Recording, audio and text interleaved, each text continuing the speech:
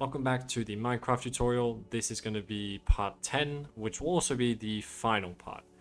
In this part, we're going to be covering trees, or in general, systems that we can make pre-constructed items. So that's what we're going to be working on today. And to start things off, we're not going to be doing that at all. We're going to be fixing a small issue with the chunk generation. Some people have pointed out is currently when you make caves on the surface and you make foliage, currently they're actually spawning in the grid pattern. So they're not actually using the world space, but they're using the grid space. So it's always duplicating across the different grids. So to fix that, we want to go into the get data asset by location. And right here, we have our get noise. And we're just using our input pin, which isn't correct. It's the same situation as the issue we had right here, where we initially had the input pin plugged straight here, which wasn't in world space. So we need to do the same trick where we're going to copy this and we're going to plug that in right here. And this will fix that issue where we would have our foliage just repeating. But there's also the same problem, as I mentioned, with the cave on the surface. And so here we changed that. So this is below the surface. So we made sure we did this. But I think we have the same thing right here, yeah. So right here we have for the surface where we're looking if above it has a problem. So we need to change that as well. And then we can plug it in. So if we just go and recombine that, plug it in here with the +1. So just plug this here actually instead. And that should do the trick to fix our problem. No, sorry. Here as well. There we go. So make sure it's plugged in here. This is on the first branch on false when we're below, and it is for the first one right here. We add this information instead of just the input pin. Make sure you keep the +1 because we want to check if the location above is safe. So now if we play, it should work correctly.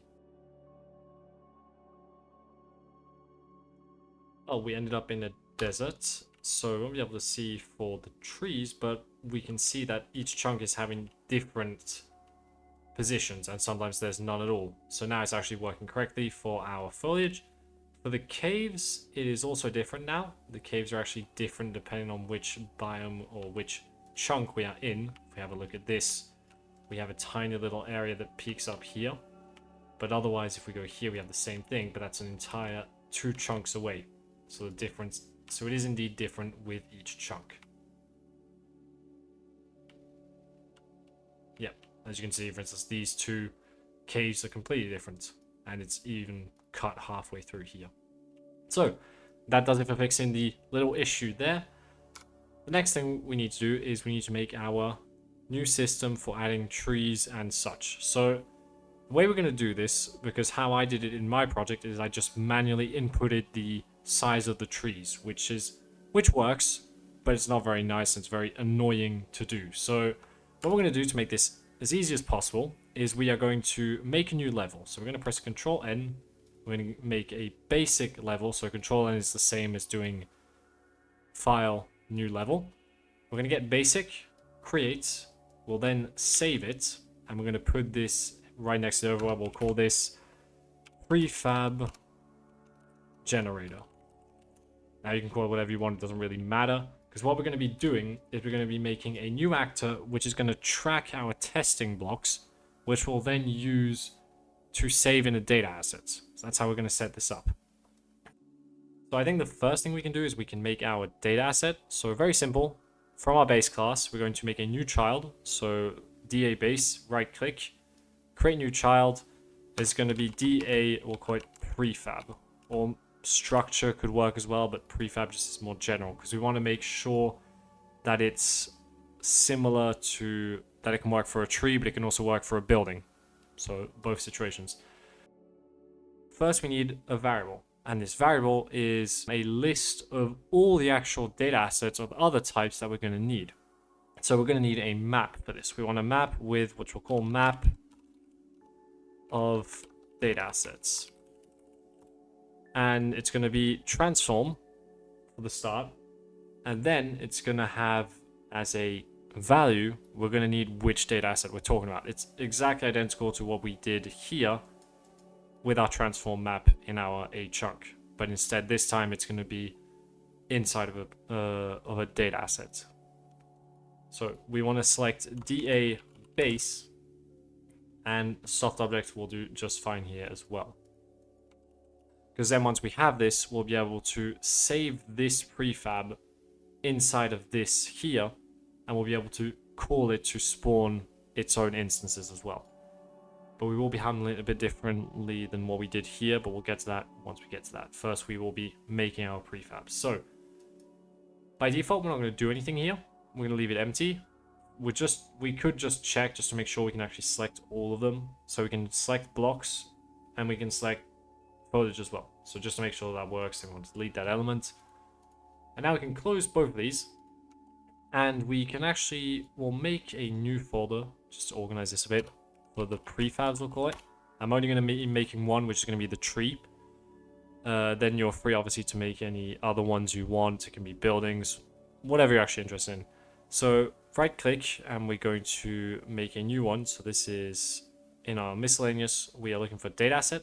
We're going to select DA prefab, as this will be tree. Now, so if we open it up, it is empty. So the only thing we want to do here is we want to say oak tree, because that's the type of tree it will be, but the map, we're not going to touch it. We're going to be setting this up in an actual blueprint we're going to make here. So that way we don't have to enter numbers, but we can just make one manually and save it from there. So to do that, we need our new blueprint. So that new blueprint is going to be in our blueprints folder. Right click, blueprints, and it's going to be an actor. So it's going to be a_prefab creator. So go ahead and drag that in and put it in 0, 0. Doesn't really matter, but just to make this easier to follow, put it in 0, 0. Then open it up. And the first thing we need to do is we need to inform it which prefab we're going to be writing to. So to do that, we will say variable, make a new one, and it will be the prefab reference, we'll call it. We're going to make sure that this is visible, so variable, so make sure you click the I. And then we're going to search for DA prefab. And this we want to be specifically, I believe an object reference will do here. Yeah, so make sure you put it as an object reference. If we need to, we will change it, but I'm pretty sure this will do good. Because what we want to do is we're going to get this, and we're going to say get our map, I believe, of assets, and we're going to add to it. So that's how we're going to do this whole system. So with that said, how we're going to do this is we're going to use our testing blueprint right here, and that's how we're going to set it up. We're actually going to use this to set a texture. So let's say in this case we want it to be coal. Now currently I don't believe it is changing, so we're going to have to make a slight modification so it's visual for us. We'll remove this, or this is the new system, so we don't want to use that anymore. We want to get our data assets. We want to set material parameters, and then we want to say create, actually we can just copy it from here. Yeah, there we go. So copy this, and then we want to plug it in right here, and that will do. So now if we set it, yeah, it takes its appearance, it becomes what we need it to be. So we're going to need to make some new materials or new data assets. I'm not sure if we have what we need. So we do. So we're going to make some oak logs. We already have the leaves, so we'll just make the logs now. So duplicate the stone. This will call it oak log. Open it up, and we want top to be the top, obviously, and the same for the bottom as well. So it's going to be oak log as well. And for the other ones, we can just copy paste them in a second. So oak, and we're looking for the log itself. So right click, copy, and paste it across all three. And we'll also change the name to oak log. There we go. So now that we have our oak log, we have everything we need. We can just create this based on our oak log. There we go. And so what we're going to do is we're pretty much just going to make our tree here by scaling this to whatever we need. and we'll then duplicate it whenever we want to make anything else. So I'm just going to put the scale to 100, or the size to 100, so it's easier to move around. We'll scale it down. We'll make a very simple tree here. So we want to change this now to our... Okay, so we don't even have that, so I actually need to make that as well. So we want to duplicate our sand here. No, we don't want to do that. Yeah, we do, sorry. So we want to duplicate sand. We're going to make sure we tick is transparent here, because we want to work on our leaves. So we're going to say oak leaves, and here we want to look for leaves. So by default this is gray, so we need to make sure that we change the color. So we're going to go with just a green. I believe this will do, and we'll copy the whole thing everywhere. So paste, paste, paste, paste, and paste. And if this doesn't look good for you, that's fine. You can always change the color later. Now we just want to get it. So once again, in still called sand 1, it's my bad. Oak leaves. There we go. So now we can change our second cube here to our oak leaves, and we get bedrock. Right here, we need to actually select between this right here. If this is transparent, we need to know. So I just remembered that. So we're going to have to make a few little changes actually to this whole thing so that it actually works properly. So this will work. We just need to make it a bit different. So we're going to start with a branch, or not a branch, sorry. We're going to get our data asset. We're going to cast to foliage. So that if it's foliage, we can actually change the data asset, the static mesh, to what we need. So we're going to say set static mesh right here to our imported foliage. So that way we can actually add foliage as well. So we want to do this. Then we want to get a reference to this and say create dynamic, set material parameters. And we're going to do the same trick as here, copy and paste this right here. And let's just add a reroute so this is readable. There we go. Plug in our material, but for the source material this time we need to set it to foliage. So m_foliage. And this will do the trick now if we select foliage, if I'm correct. So right now this isn't working because we don't have something selected. So right here, if I put it to dead bush, it becomes dead bush. Now, we do need to add the offset, so we'll have to add that in a second as well. So let's just do that in our A testing. So if we have foliage, we need to make sure that we offset our static mesh. So say add, or more like set relative location, like this. And we just want to offset it by 100, I believe, on the Y. I'm not wrong. Yeah, so we'll try 100 on the Y.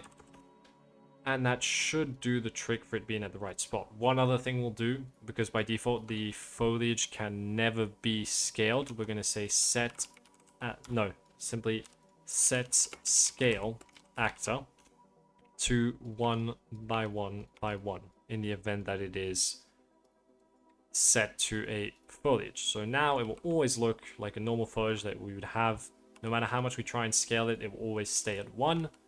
So that will do it for our A testing for the foliage. Now we do the same thing, but if it's not foliage. So for that, we want to say cast to DA underscore, and this time we're looking for blocks, because either way it can't be foliage, but we need to know if it is transparent. Because if it's transparent, we need to use a different material. Otherwise, this all works. It's just that it needs to be a different material. Now, let's plug this in right here. And so for false, we want, I believe, transparent, we called it. M transparent. Sorry, no, the other way around. So let me just open that and replace it. And here we want to do M block. There we go. So that should fix the issue where we didn't have our loading. So if we change this bush into a coal, it works. We can scale it now because it's no longer foliage. if we turn it to oak leaves, it's also transparent. There we go. So it's working as intended. So now all we have to do pretty much, let's just move these out of the way so that we don't have them in the way. All we have to do is take this and make our tree. So we can make this however we want. If we want to scale it a bit more here on each side. There we go. We can also make it so that it has, for instance, one side slightly different than the other. That way we have a bit of a difference between them. You're free to scale this however you want. If you want it, for instance, to be scaled differently than me, that's also possible. This is just one way of making the tree. If you want to, for instance, make this like that and have a second one that's slightly shorter on one side, it's also fine. So the goal is kind of to have it at least scaled somewhat so that we can have it be, how to put it, less expensive when we start creating it, because otherwise it would have 100 blocks and that's not worth it just for one tree. So we're just trying to scale where we can at least. So let's just rotate this, for instance, that we can actually scale it. Sorry, no, not rotate it. We want to avoid rotating. We want to do this, and we'll just pull it out. And here we'll do the same thing. Go. And so we'll just keep building this out until we have a tree we are happy with. So let's pull this. We can actually shrink that one here and actually spread it across. So now we have something that looks like a tree. So what we could do here actually is just scale it down again, lift it up, and just make another one here. There we go. So now we have our tree. It's not a perfect looking tree, but I'd say it works. Works just nice for what we're trying to make here. So actually, let's just raise that, and I believe this part is 2. Let's just scale it down on 1 and lift this one up here. Yeah, that feels like a Minecraft tree. It's not perfect, but it will get the trick done. So now that we have our tree set, or in appearance at least, it looks good. So if we look at it in game mode, this is pretty much what it would look like. So what we want to do now is we need to get this information, this tree right here, and send that information to our prefab creator right here. So to do that, we need to make a system that can translate the information. So how we want to do it is we are going to make a custom event. So we're going to make a custom event here, which we'll see, or we'll call it simply save information. And what this will do is we're going to make sure it's cool in editor, so that way we can actually call this function right here on a click. So we can change our tree just by clicking this right here. That way, if we make a change and we don't want to save it, then it doesn't do it automatically. We can actually have to go and press it specifically for that to happen. So with that in mind, we go to our prefab creator, and what we're going to do is we're going to say get all actors of class, and we're going to be looking for our testing right here. And so the reason we made an entire new map is that we have it just dedicated for this. So any kind of prefab we make, we want to specifically have it only be here. So make sure that it's in a map where you don't have any extra testings lying about, otherwise you'll end up with issues. So that's how it's going to work. So it's a simple way to do it, really, to be fair.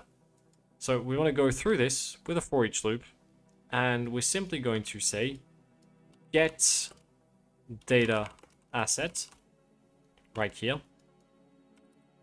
And we are going to get this information. So, sorry, one thing we need to do first, actually, is we want to get this, get our map, and we're going to clear it. So say, sorry, grab this, and we're going to say clear, like that. And now we can go through this, and we're going to turn this into a soft reference, so that way we can actually save it specifically as a soft reference in this map. So then we simply get to say add, and here we can say get transform from the actor, plug it in here, and then just plug in our reference. So now, for instance, we have our tree. So for our tree, we can compile and save. For the tree, we want to make sure we select our prefab. We say which prefab we're talking about. So currently it's none. We want to say tree. And then we're going to say save information. And so now if we open up our tree normally, we have 14 elements with the information needed to recreate them. So right here it's 0, 0. Now, the one thing I believe we do need to change is we need to change the coordinates, which I completely forgot about. So we're going to have to make a modification for this in a second. So maybe actually what we'll do is we'll make that into a function in our prefab for this. So open up our asset or our data asset for the prefab here. I'm going to make a new function which we'll call add elements to map. And so very simply what we're going to do is we're going to drag this, say add, and that's what we're going to put in right here. But this will be just the values directly. We're actually going to change them here. So instead in our prefab, we're just going to remove this, not the whole thing, just that. And we're going to say add to map, add element to map, plug in the information, so the same way. And then we just want to transform this within here to be converted. So we're going to break this and we're going to make right here. And to be fair, it's going to be rather simple. We simply just want to divide by 16. So we're going to get a value here. For our scale, we want to keep it the same. Our rotation, the same. For location, we simply want to divide by 100. So we're going to put this as a float. 100. Plug it in. And there we go. That'll do the trick. So compile. And now just to make sure we can try again. So we will select our prefab, make sure we're on tree, save information, and let's just open up the tree again. Once again, we have our 14 elements. 0, 0 for the first one, makes sense. Second one, 0, 0, 4. Even though 4 is not the case, it's 400. And then we just keep going, same thing, 0, 0, 3 minus 2. 0, minus 1, 3, etc. So it is working. We have now saved the information that we want as a prefab. So we can close this. Close this, we don't need it. Blocks the same, leaves as well. DA, and we can close all the testing in the prefab creator. We don't need them anymore. Now what we need to do is we need to tell this how to handle that information. Now, we could go through it here, but that would mean needing to load this information beforehand and treat it differently. And it would really complicate things and make it, I think, heavier for nothing. So what we're simply going to do is, because most of our trees are going to be set the same way we set our leaves right here, our foliage, we're going to use the same trick, but for our tree this time. So we're going to have to make another function like this instead, which will take in this input and convert it, and then load multiple chunks, or multiple items, sorry. So to do that, we're going to need a bit of extra space here, so we're going to move all this to the side like that. A bit further, I think we'll need quite a lot of space. We're going to move all of this because this is the only part that's going to change. We don't need to move anything else. Right here, there we go. Oh, I lost something along the way. There we go.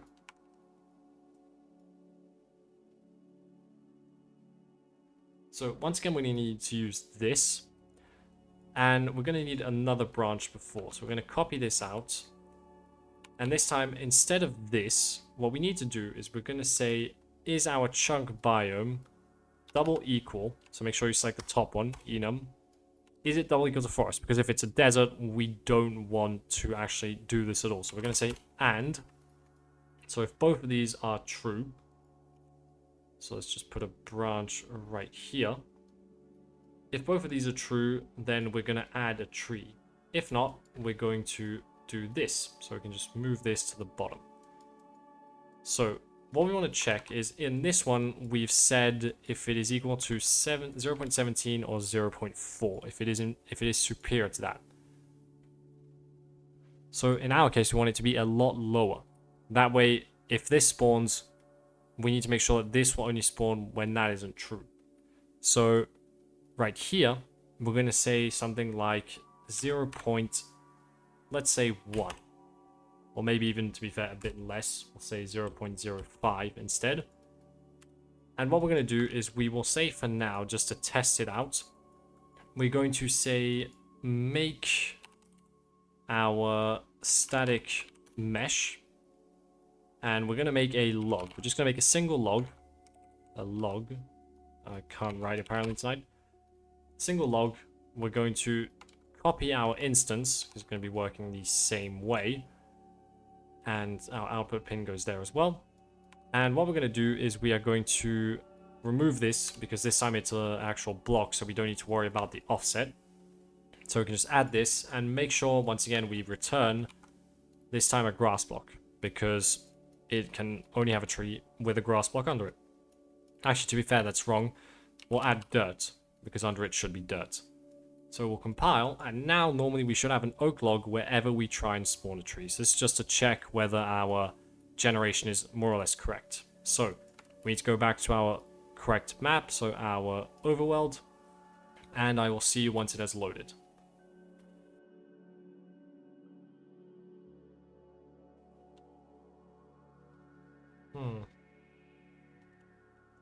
So we are getting our trees, we're just getting a bit too many of them.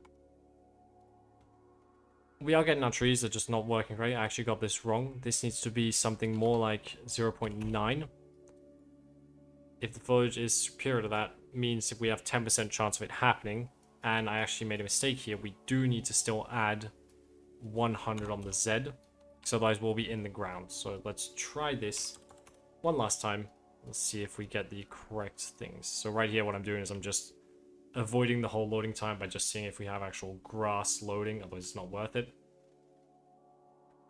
Okay, so now we have no trees whatsoever.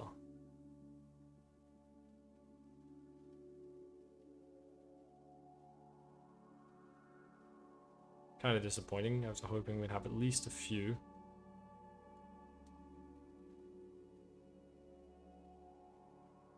Not even one. So no trees at all. Okay, so the value I ended up using in my project was something like 0.37, but I'm not 100% sure about that because, well, we'll have to see. Let's give it a try. Once again, I'm just gonna go out and use the free cam to see if it actually is loading a grass biome, otherwise it's not useful to wait.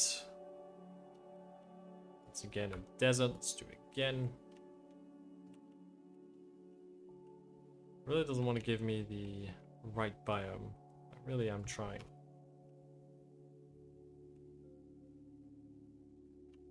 Okay, so there we go. So we're actually getting some stumps here. So it's not a tremendous amount of them, but we are getting some, which is the goal. We don't want to have too many either. And they're all firmly on the ground, as they should be. So there we go. So we have 2 there this time. So the only issue with this currently is that it's not perfect. So sometimes you'll have stuff that's loading right next to each other. Like here we have 2 stumps that spawn next to each other. So they might end up having multiple ones at the same location. So what you'd probably be better off doing normally is having a different value for the foliage. So you have something that maybe uses more Voronoi and has only 1x1 areas. But that's something you probably need to test out for yourself and play around with. But for now, we're just going to make it so that it actually spawns a tree instead of just a stump. So to do that, instead of this, what we're going to do is we're going to make a new function. So we're going to go and say make instance, we'll call it prefab. That way we have the same system for all of them. Once again, it's going to taking a data asset of base, so DA base of soft object type. We're going to say input, we'll call it, and right here we'll remove what we have currently. We will call our function, and this time we don't need a return like we do here because we're actually going to do all this inside. So here we're going to input that we want a tree, so a DA tree we'll call it. So I'll open this up, and the first thing we need to do is we need to actually load this, because here we don't have a choice because we actually need to know all the information within it. So we want to cast to our prefab, and in our prefab we then want to say get our map. Sorry, I casted the wrong thing. Cast to prefab DA, not the creator. And then we want to say get our map. And with our map, we're going to go through this. So right here, F we're going to do. And we're going to say get our keys. Drag it here. Now, one thing we do need to do here, which we don't do in the other one, because here we actually allowed it to have also foliage, is we're going to need to say find, and we're going to have to also load the individual ones here. So we're going to have here a load blocking as well. And we're going to say cast to block. And the reason we do cast to block is otherwise we have foliage. And if we have a block, we need to do... sorry, actually, we can do this differently. We can turn it into a convert to pure cast. Have a branch. And if the condition is a success, then that means that we have a block. So we can say make instance static mesh right here. So drag this along. If not, we want to say make instance foliage. In which case we're going to drag this to it. And then after both of these, we need to make sure that we call our add instance. And the instance we're going to be adding is the transform right here. So I will just reroute this kind of down the middle, because we're going to be using it for both of them. There we go. And plug the second transform in. Line this up. And then we are done. This should get everything. We load our assets to check if it's a prefab. Normally it should always be a prefab because we're only calling it here. We go through the loop. We check what kind of data asset we're trying to load, because if it is a block, we need to load a block. If not, we need to load foliage. And then we simply convert it to... Actually, I'm just going to check how we did it here, because the transform here needs to be the same, obviously. So let's just check how we did it in our calculate instance. Okay, so we multiplied it by 100. So we're going to have to do that in our make instance prefab as well. So we're actually going to have to move this along a bit. And instead of doing that, so what we want to do is we're going to call this and say break. And we're then going to move, we're going to say make transform here. And we'll just connect it like this. So location rotation we keep. And here we just multiply by 100. So float, we can just do a single float. 100. Plug this in. Now, it is a bit redundant because by default we did already have this. But the reason we're keeping it like this is because everything we want to keep in blocks as much as possible. It's clearer to read. And this should do it. So now if we play, we should have our trees. So let's check once again if we're getting the correct biome, or it's not worth waiting.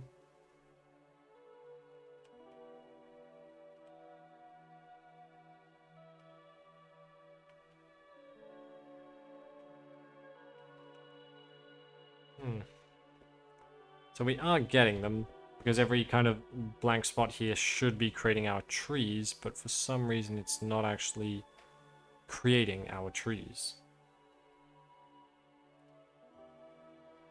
So I wonder why that is. Okay, so the player has spawned, but the trees have not. Ah. So we are getting them.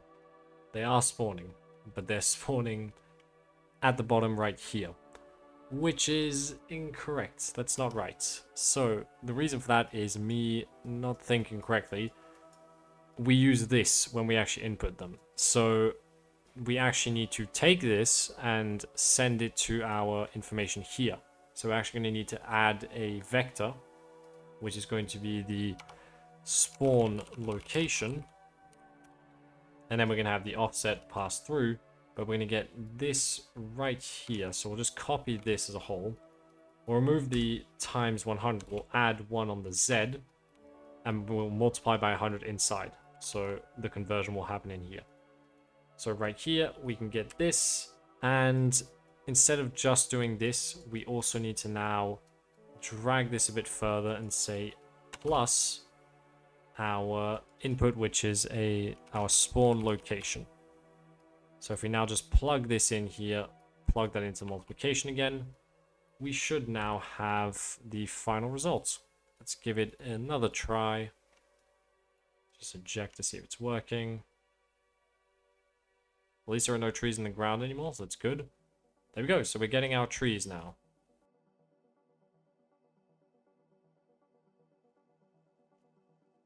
Okay, so as you can see, we are indeed having our trees that load here. They're all spawning across the entire environment. And we should be able to break them like anything else. Or not. So we seem to have a little issue. I think for some reason it's spawning them multiple times. I believe the issue lies in our calculate map. In the fact that once we get to our location, once we go through our map, sorry, we're doing this sometimes for multiple times the same location. So it will consider it will keep making it at that location every time this function gets called.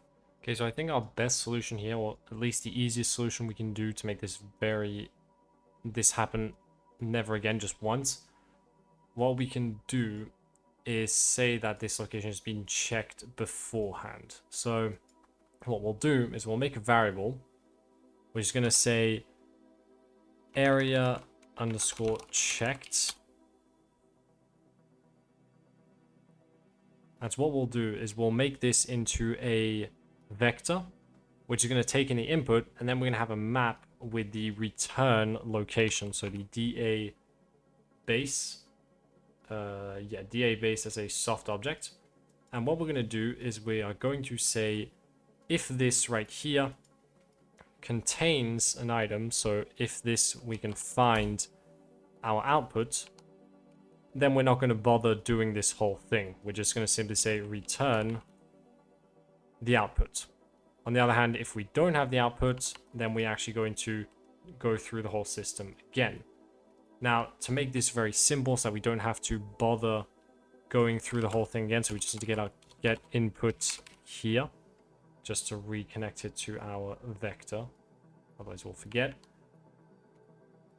The way we can just avoid going through all our different points here and just grabbing and saying, well, add it here, which would end up being very annoying. We'll just go to our calculate instance map. So we're going to get a check to find our get data asset here. So find reference. And there are two different versions here. And for the first one, which is the main one that happens every time, we'll make a slight change here. So we'll just move this slightly to the side, just a bit. We're going to save this. It's right here. We are going to add to the map this information right here. We're going to add the spawn. So our spawn right here, data asset. And we're going to add our current spawn right here. And then we're going to copy this and we're going to do the same thing right here.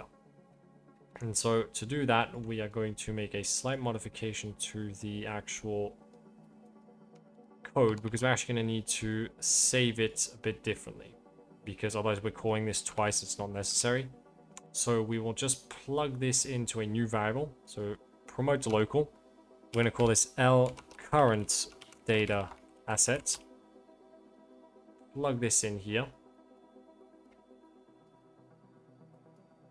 And just move this slightly to the side. There we go. And this will be our new one right here for our new data asset. So we'll put this into current as well, by the way, in the categories. And for the coordinates, well, we just want to take these. We're just going to make a vector out of this. So make vector. Put the Y, put the Z. Plug this in. And this should make it so that it only gets called once.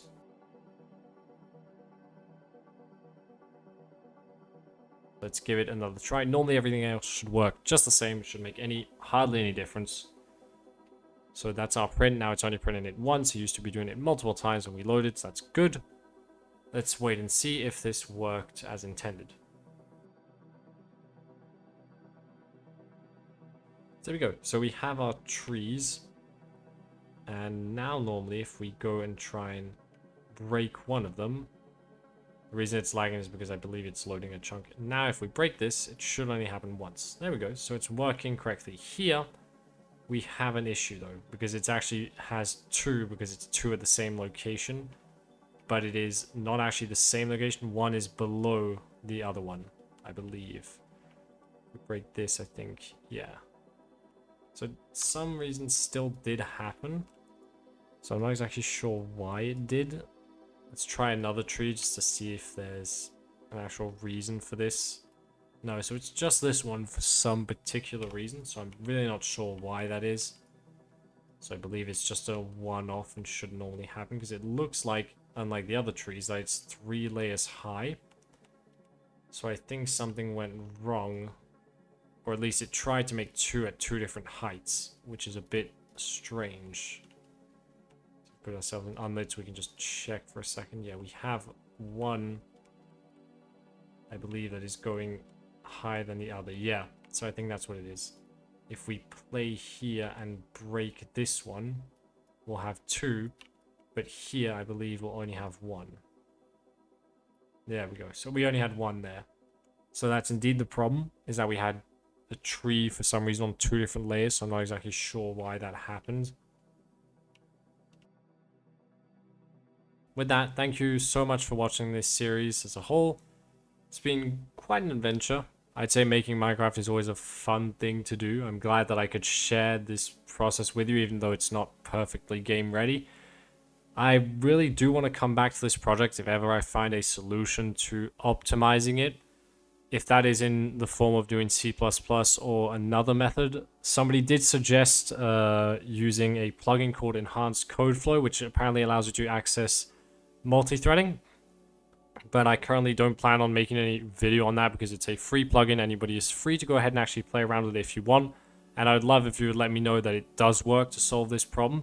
But I myself am going to move on to another project which I'll be making in the next few weeks, and that project, for anybody who's curious, is going to be on a LiDAR scanning system. So I hope you look forward to that, and I will see you then. Goodbye.